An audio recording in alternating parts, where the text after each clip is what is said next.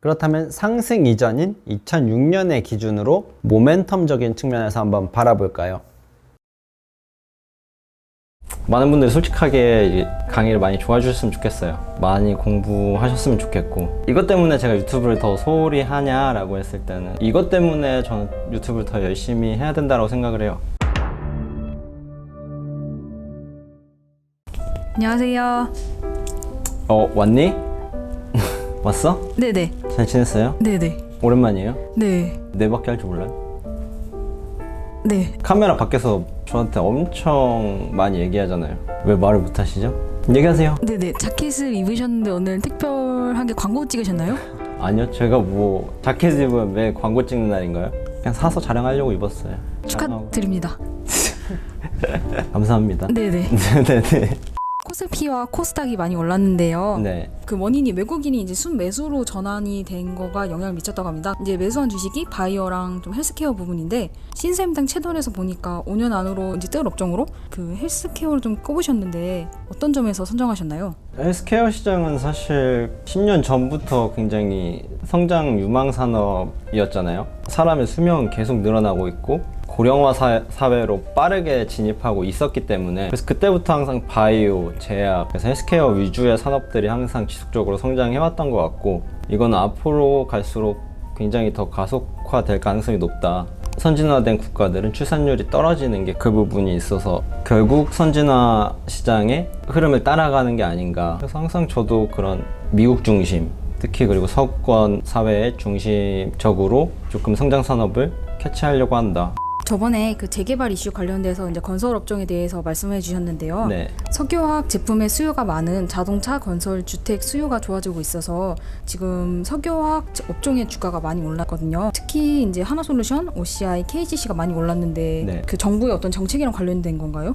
KCC, OCI, 하나솔루션의 특징적인 부분은 모두 다 실리콘을 다루는 회사다. 오늘의 상승폭 기준으로 봤을 때 KCC가 제일 많이 오르고 그 다음 OCI, 그 다음 하나솔루션인데 그 내막을 한번 볼 필요 있는 것 같아요. 결국 이 실리콘의 수요가 증가했기 때문에 매출 비중에 따라서 기업의 상승폭이 조금씩 달랐잖아요. KCC는 사실 50% 이상의 매출이 실리콘으로 잡히는 회사고, 그리고 OCI는 우리가 2007년, 2009년 태양광 붐이 한번 불 때마다 항상 OCI가 폭발적으로 상승했던 경험을 저도 했었는데, 중간에 하나솔루션은 폴리실리콘 사업부를 어느 정도 포기했거든. 이게 적자가 과거에 너무 심하게 나니까. 근데 그렇게 내려놓으니까 이제 결국 지금 시장에서 환경 이슈가 가장 큰 맥락을 끌고 가고 있는데, 다만 그럼 왜 상승했냐라고 하면 하나솔루션은 굉장히 큰 이제 태양광 사업부를 갖고 있기 때문에, 뭐 하나 큐셀부터 시작해서 태양광에 직간접적으로 연관이 되어 있는 회사로서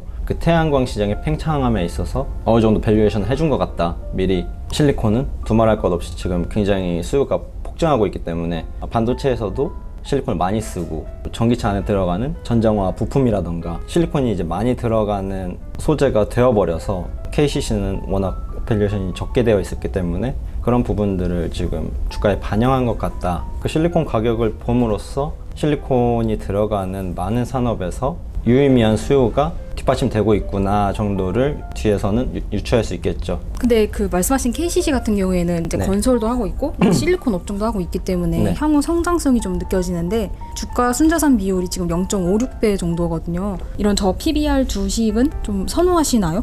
과거에 굉장히 선호했던 적이 있었다. 그 대표적으로 제가 현대백화점도 있었고 현대위아라는 종목도 있었어요. 현대위아가 가진 공장의 규모라던가 부동산 자산이라던가를 포함해서도 시가총액보다 낮게 평가됐던 적이 있었고, 현대백화점도 마찬가지로 현대백화점 부지를 포함해서 자산 총계를 냈을 때 시가총액보다 적었던 시기가 있었는데, 그래서 투자를 시작했죠. 그때 꿀이다, 결국 정상으로 회귀하겠다. 네네. 왜냐면 부동산이라는 건 항상 인플레이션이 가장 빠르게 또 반영되는 곳이기도 하고, 그렇기 때문에 시간이 지날수록 결국 주가는 그 부동산 가치에 맞게끔 회귀하지 않을까, 하방 경직성이 있는 게 아닐까 라고 생각하고 매수를 시작했죠. 근데 아니나 다를까 유상증자를 맞았다.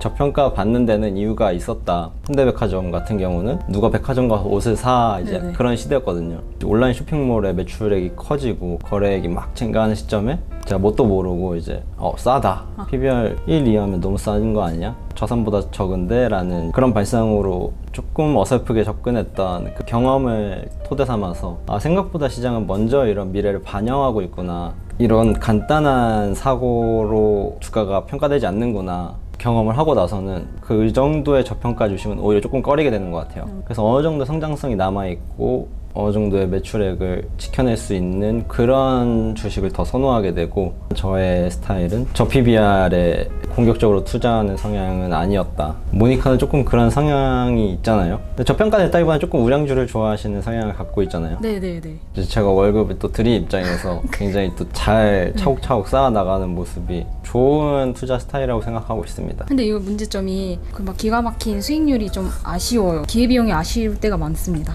그래도 많은 분들이 그렇게 생각할 거라고 생각해요. 다만 아직 시간이 많으니까 네네. 그 안에서 모니카의 투자 스타일을 조금 더 정립해 나가는 시간이 되지 않을까.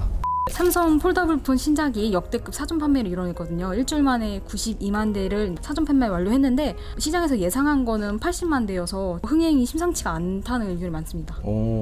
저도 주변에서 실제로 많이 그걸 느끼고 있어요. 저도 폴더블폰의 미래에 대해서 이전부터 투자를 했던 사람으로서 이번 흥행이 굉장히 반갑다라는 생각은 해요. 스마트폰의 형태에서 변화를 주면서 새로운 수요를 끌어낼 거다라는 그런 이야기를 하면서 저도 폴더블폰에 투자를 했던 시기가 있었는데, 실제 우리 편집자도 얼마 전에 플립3를 사전 예약했다고 우리도 들었잖아요. 네. 저도 진짜로 거짓말 안 치고 갖고 싶다라는 생각을 했어요. 괜히 있잖아요, 막 이제 좀 저런데 관심 있는 사람 같아 보이고 여성의 이상형이 아이폰 쓰는 남자 막 이런 것도 있잖아요. 페페가 요즘 여자친구한테 관심이 많아져서 혹시 그거 연장선이 아닐까? 시장은 이미 폴더블폰 주식들의 조금씩 밸류에이션을 높여가고 있는 과정이다. 아직 곧 평가됐다라고 할 수는 없는 정도인데, 불이 붙으려면 아마 아이폰에서 폴더블폰을 보여주는 시점, 아이폰의 과거의 행태를 봤을 때 항상 뒷따라잡기 전략을 쓰잖아요. 삼성이 1차적으로 제품을 내놓고 아이폰은 그걸 조금 더 완성도 있게 시장에 내놓는 그런 전략을 함으로써 항상 시장에서 우위를 가져왔는데, 이번에도 그러려고 보여지는 것 같아요. 그래서 아이폰이 만약 폴더블폰을 출시하는 날이 온다 그러면 한국 시장을 포함해서 굉장히 많은 글로벌 폴더블폰 관련 기업들이 펌핑될 가능성이 굉장히 높다. 그거는 꽤나 연속성이 있을 것 같다. 지금 아무래도 폴더블폰을 찔 흥행을 바라시는 분들은 삼성전자에 물려 계신 분들이라고 생각이 들거든요. 네네. 삼성이 3년간 240조 원의 통큰 투자를 오늘 발표를 했는데 그 지난 3개년 계획 대비 50조 원이 늘어난 금액이거든요. 네네. 그리고 또 반도체 투자의 핵심은 이제 파운드리 중심의 비메모리 반도체로 꼽았는데,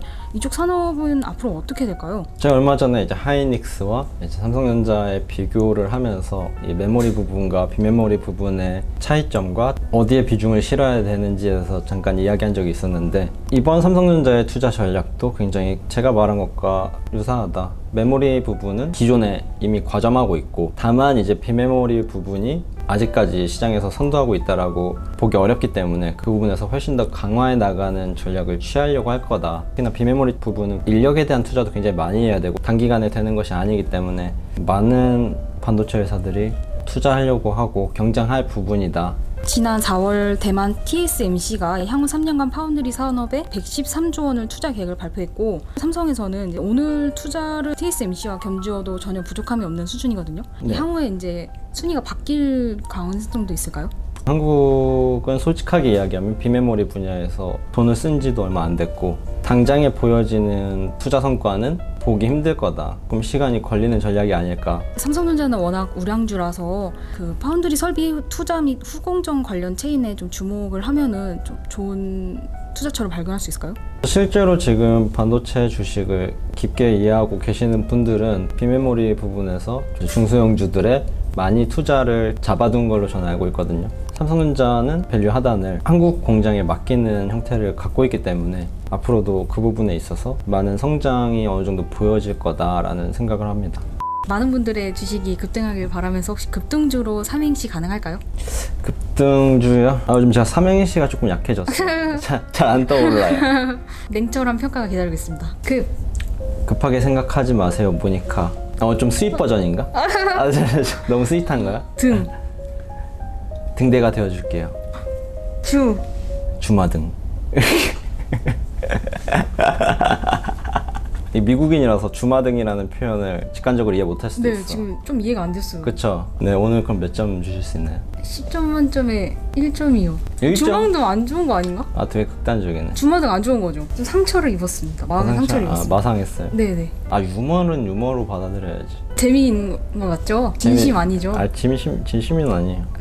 네, 강의를 제가 이제 오픈했다라고 뭐 어제 영상도 그렇고 이제 오피셜을 띄웠는데 사실 준비하면서 굉장히 오랜 시간이 걸렸고 우리 팀원들이랑 생각의 결정체라고 봐도 될 정도의 노고의 시간이 있었는데 그래서 사실 저희는 굉장히 자신감이 있고 제가 유튜브를 하는 데 있어서 굉장히 쉽게 하려고 노력하잖아요. 단어 같은 것도 많이 조금 더 풀어서 얘기해드리고 싶고 이제 가볍게 이야기해드리려고 하는데 그럼에도 이제 많은 분들이 너무 어려워 보인다. 어떻게 그런 걸 다 공부했냐라고 이제 그런 분들이 많아서 그래서 실제로 제가 이제 강의를 많이 해보면서 느낀 게 주식에 대해서 많이 공부하기를 어려워하더라고요. 그런 부분에서 주식 공부 자체를 어떻게 하는지에 대해서 알려드리는 게 훨씬 더 많은 분들한테 이 시장에서 제가 좋게 영향을 끼칠 수 있는 분야가 아닐까. 실제로 저는 이 한국 시장의 투자 문화가 많이 바뀌어야 된다고 생각하거든요. 개인 투자자들이 느끼는 이제 어려움이나 뭐 정보의 비대칭이라던가 여러 가지에 굉장히 문제가 많다라고 저는 투자 시장에 오래 있으면 생각했기 때문에 다만 이 강의는 시작일 뿐이다라고 솔직한 마음으로 이야기해드리고 싶고 이것 때문에 제가 유튜브를 더 소홀히 하냐라고 했을 때는 이것 때문에 저는 유튜브를 더 열심히 해야 된다고 생각을 해요. 양질의 정보를 많은 팀원들과 모여서 회의하고 자료를 조사하고 그 부분에 있어서 또 구독자분들한테 좋은 영향으로 또 보여질 수 있게끔 하는 게 많은 분들이 솔직하게 이제 강의를 많이 좋아해 주셨으면 좋겠어요. 많이 공부하셨으면 좋겠고 그래서 앞으로의 투자 인생에서 초석을 단단하게 해 나가는 과정이 필요하다고 생각을 하기 때문에 저를 빼더라도 모니카를 포함해서 여기 뒤에 있는 많은 팀원들한테 또 많은 분들이 응원과 격려를 이렇게 해주셨으면 좋겠다라는 생각을 합니다. 오늘도 좋은 말씀 해주셔서 감사합니다. 네, 그러면 저는 또 다음 시간에 뵙겠습니다. 안녕.